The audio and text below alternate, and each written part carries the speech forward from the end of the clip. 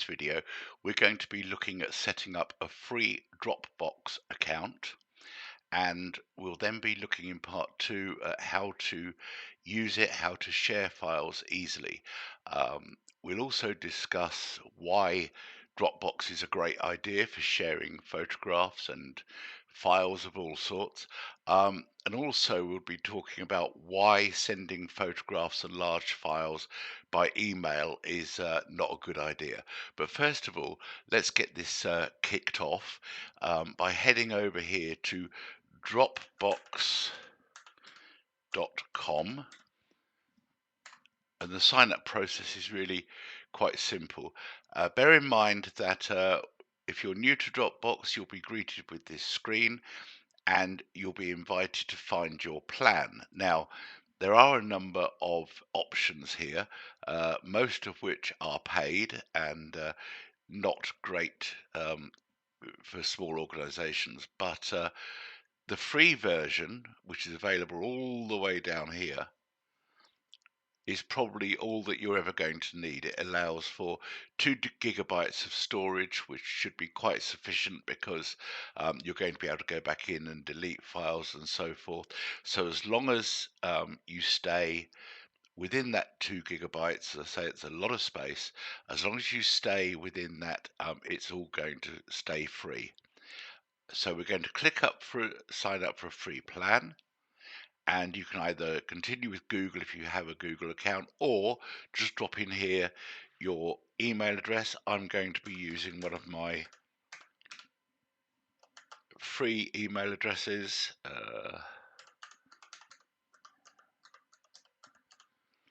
Be sure you get that right. If you don't, you'll never hear from them and you'll be wondering where your verification email has gone. Once you've done this, it's going to want a first name,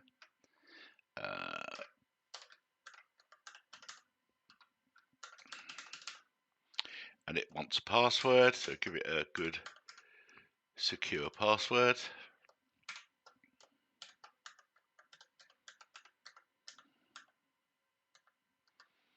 Like so. You can opt out of receiving email marketing, which I'd highly recommend not to check that box.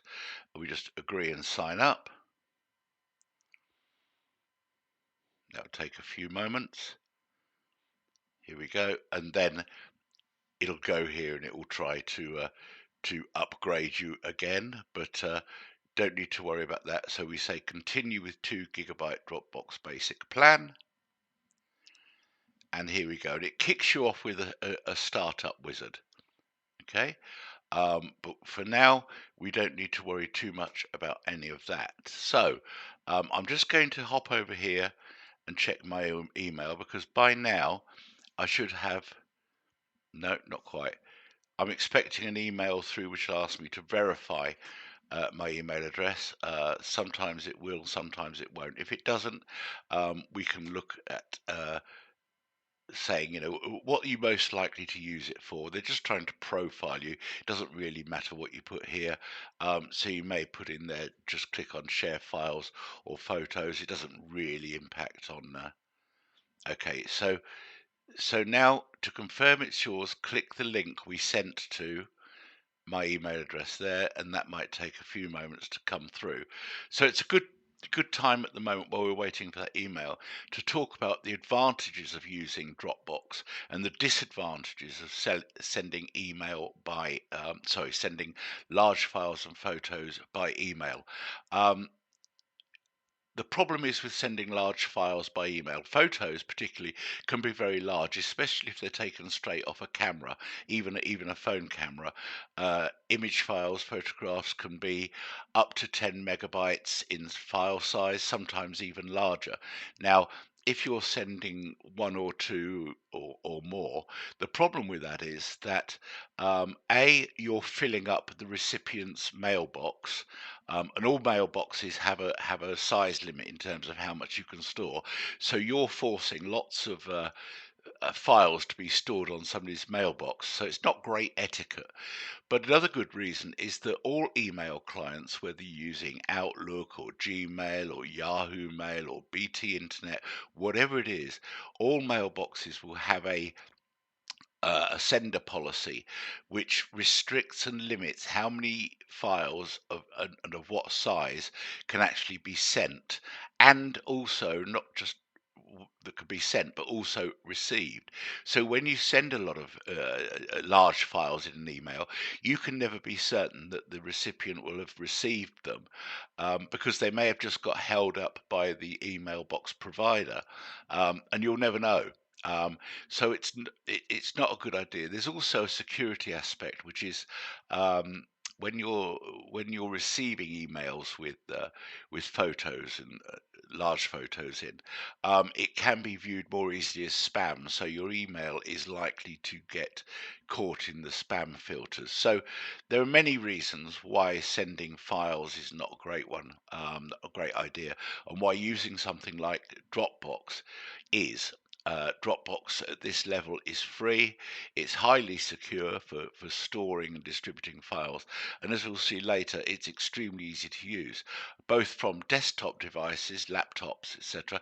But also there are great Dropbox mobile apps available for both iOS and Android phones. So that means you're going to be able to upload photos from your phone, store them on Dropbox, and then share them with whoever you want to. So it's a very seamless, very easy way to do things. So having said all that, let's hop over to our email, see if anything's actually appeared. Check spam. No, nothing's there yet. So I'm just going to pause the video for a moment, until that email appears, and then we'll resume. So take two. It's now about 10 minutes later. The verification email did eventually come through, and this is it here. So it's asking me to verify my email address, which I've done.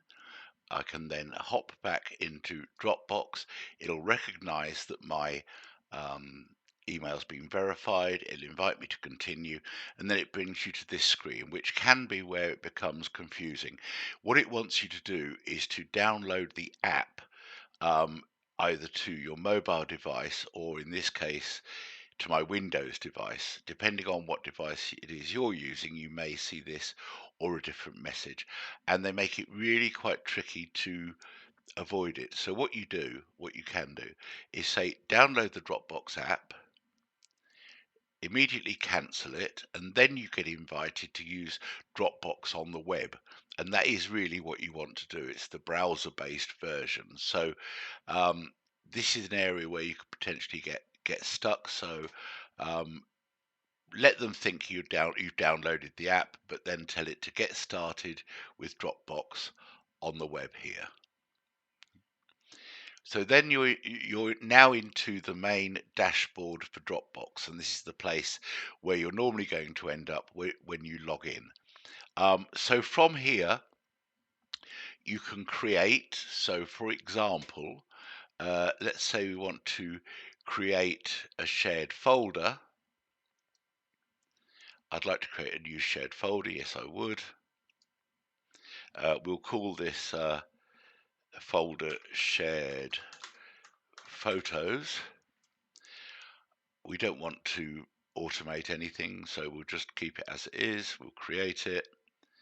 Okay, so now I can share this folder with anybody for which I have an email address, or, and this is where it gets quite useful, anyone with this link can view or edit. We'll say they can view it.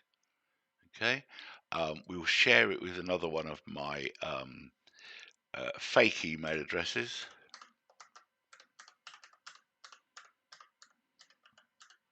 And this will show you what happens. So although the folder's empty, I'm sending it to this person here, and anything I then add to this folder, they're going to be able to view. So you may, for example, set up a standard photos folder, and then anybody with this link can view the content. So I'm going to say share it. Okay.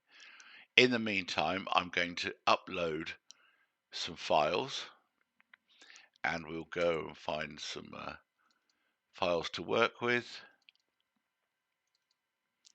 And these are all quite large images. We'll open those, and you'll see down here it's uploading. Okay, so there's all the files that I've now uploaded. That's great. I can then close that down, or I can choose to add some more. You can even add a whole folder if you want to. So if you've got a folder of images on your desktop, you can just upload them there. So that's great. That's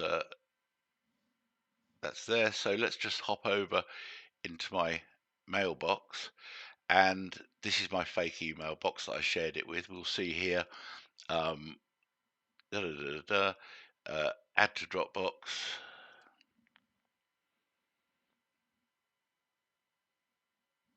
and this is what the other person will see. So they see very much like you when you uploaded them, but they can also share them onward, or you can choose to download it, something you might find yourself doing more and more. So let's say I want to take this photo here and download it to my local desktop or device. I can choose to do so here. That'll just take a few moments. There we go, that's done. So that's the basic setup. The owner of these photos can also delete them, like so. And then whatever I've done here is reflected to anybody that I've shared the link with. So that's the basic one. I can create other folders if I want. So let's create another shared folder. We'll call this one Documents. Create. So it's now asking me to share this folder. I'm going to add in here another email, like so.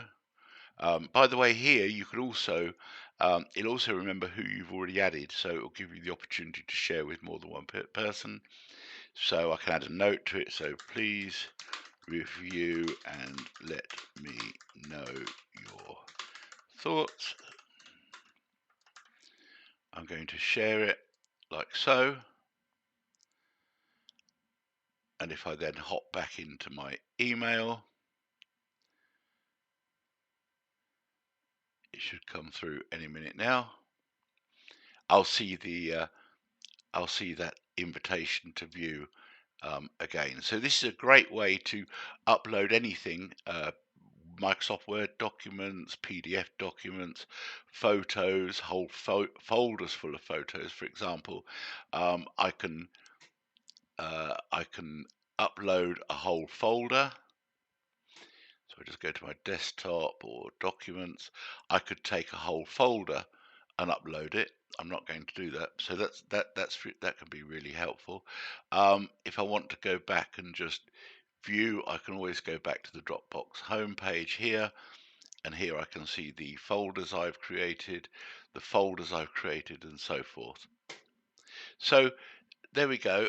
On your particular device, the layout may be slightly different, but the principles will remain the same. So I hope that was helpful. It's by far the best way to share any sort of file. As I say, it is highly secure, and you've got a whole 2 gigabytes, which is rather a lot of storage that you can use. And even when you do reach that limit, you can always go back and delete older documents. So there we go. Hope that was useful.